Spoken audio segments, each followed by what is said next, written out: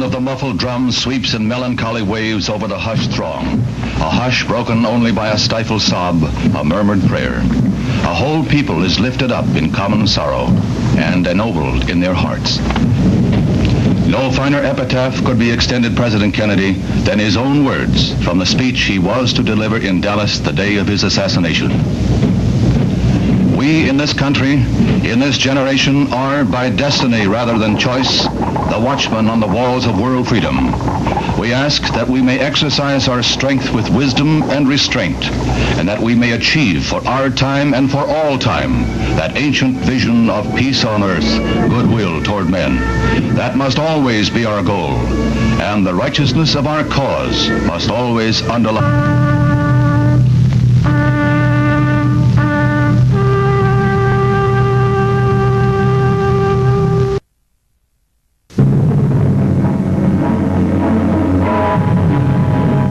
And sure has been U.S. retaliation for communist PT boat attacks on the high seas. This is the Maddox, one of the two destroyers that were attacked while patrolling international waters in the Gulf of Tonkin near North Vietnam. Warplanes from two carriers, the Ticonderoga and the Constellation, avenged the unwarranted red assault with 64 sorties to North Vietnam PT bases. This new act of aggression, aimed directly at our own forces, again brings home to all of us in the United States the importance of the struggle for peace and security in Southeast Asia. Aggression by terror against the peaceful villagers of South Vietnam has now been joined by open aggression on the high seas against the United States of America. The determination of all Americans to carry out our full commitment to the people and to the government of South Vietnam will be redoubled by this outrage. Reinforcements are being moved into strategic locations as part of a new strategy in this frustrating war. This is not to force a showdown with the Reds, but to emphasize the U.S. wish to contain the war. Interceptor and fighter-bomber aircraft are being flown into South Vietnam and Thailand rapidly, as other air squadrons are transferred from the United States to advanced bases in the Pacific. As always, political differences faded in the United States, and leaders of both parties united behind the President to grant him all powers necessary to carry out our commitments to defend world peace. LBJ had the support of both allies and enemies, partly because the nation was in a state of shock.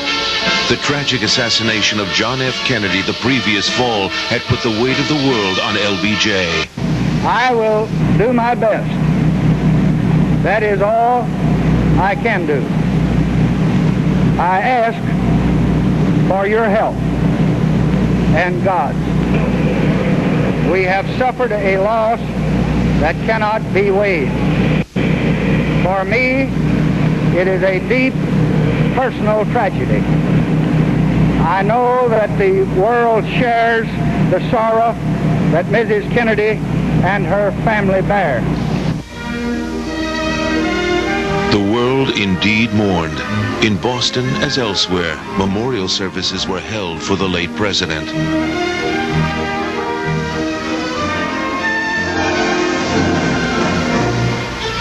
This special pontifical mass was celebrated by Cardinal Cushing, who paid tribute to the courage of the Kennedys.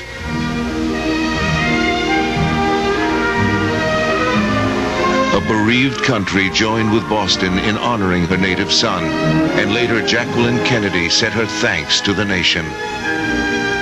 I want to take this opportunity to express my appreciation for the hundreds of thousands of messages, nearly 800,000 in all, which my children and I have received over the past few weeks. The knowledge of the affection in which my husband was held by all of you has sustained me, and the warmth of these tributes is something I shall never forget. Whenever I can bear to, I read them. All his bright light gone from the world. All of you who have written to me know how much we all loved him, and that he returned that love in full measure. It is my greatest wish that all of these letters be acknowledged. They will be, but it will take a long time to do so. But I know you will understand. Each and every message is to be treasured, not only for my children, but so that future generations will know how much our country and people in other nations thought of him. While President Kennedy belongs to the ages, the legacy he left behind will be his monument to coming generations.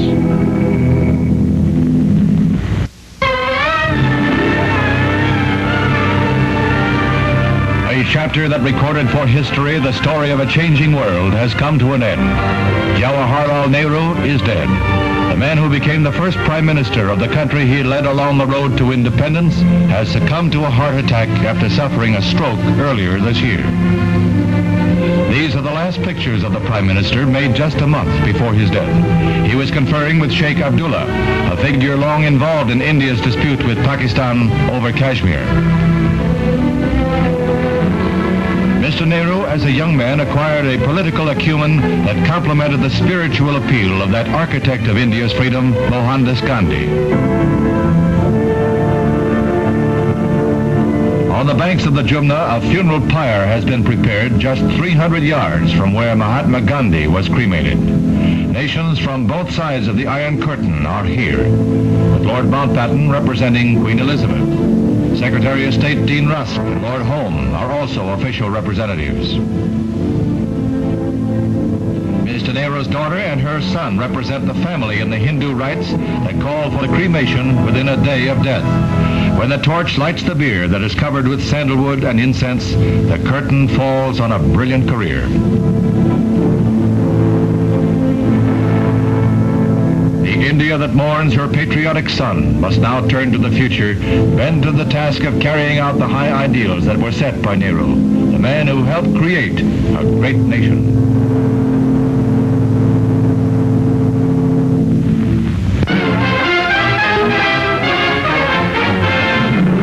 The official Russian announcement said he resigned. The Reds say ill health prompted Khrushchev to step down. Observers say that his abortive feud with Red China that broke apart the front of monolithic communism was the real reason. The man who clawed and fought his way to the top, wooed leaders like Nasser of the neutralist nations. The crowds that once cheered Khrushchev wildly were left in the dark as to just what went on when the Central Committee met to act on his retirement and to name Leonid Brezhnev as the new leader of the party, while Alexei Kosygin took the job of premier.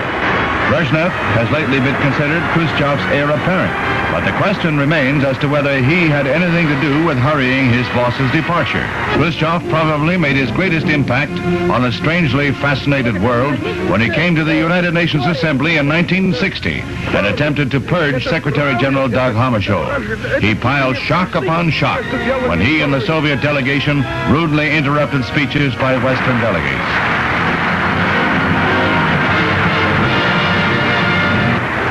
For better or worse, the Khrushchev era has come to a close.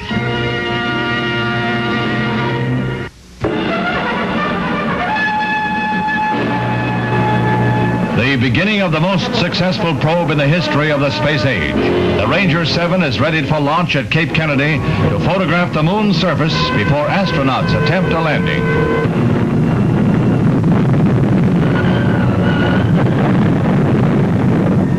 One of the smoothest takeoffs on record, as the 800-pound spacecraft is lifted into space and sent on its 240,000-mile journey. The Ranger program has been a frustrating one. Just 6 months ago, the Ranger 6 failed just as it reached the transmitted to Earth. From 480 miles, it pictures the moon as it might appear on a photograph made from Earth. 470 miles. This shows an area about 78 miles over. But today's effort is successful beyond all dreams. 16 minutes before the Ranger is to crash, the cameras go on. And the first of thousands of pictures. Craters here are about 1,000 feet in diameter and are shown in resolution about 4 times Earth-based photography. 3 miles and 2 seconds before impact, more is revealed to man than he has ever known before about the moon. The smallest craters are about 30 feet in diameter and 10 feet deep. 1,000 feet up, the last picture before impact shows an area of 100 by 60 feet, the size of a city lot. A moment later, impact. The random pattern records the landing. Thus ends the historic voyage of Ranger 7, a voyage that has projected man across new thresholds into space and closer to a landing on the moon. Every American president has offered support to the people of South Vietnam. We have helped to build and we have helped to defend. Thus, over many years, we have made a national pledge to help South Vietnam keep that promise. LBJ backed up his words with troops and equipment, and thus 1965 began with a costly commitment.